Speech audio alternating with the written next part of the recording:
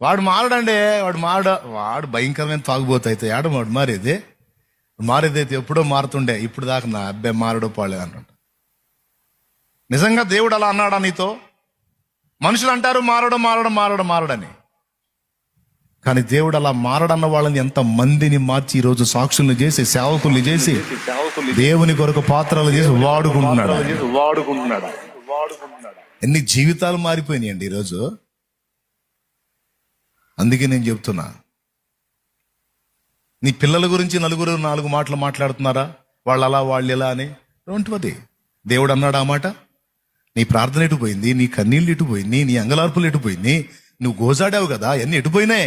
మొత్తం నీ కన్నీళ్లు బుడ్డిలో దాచాడు, నీ విజ్ఞాపనలన్నీ గ్రంథములో రాశాడు. వాటన్నిటికీ తగిన కాలం ముందు ఒకటొకటిగా ఉత్తరం ఇస్తాడు. 10 మంది 10 మాటలు మాట్లాడుకుంటే వాటిని లక్ష్య పెట్టాల్సిన అవసరం లేదు. ప్రభు నీతో ఏమంటున్నాడో ఆ వాగ్దానాలని, ఆ మాటల్ని పట్టుకో, బతికిపోతావు, బలంగా ఉంటావు, దేవుని కొరకు సాక్షివై వర్ధిల్లుతావు.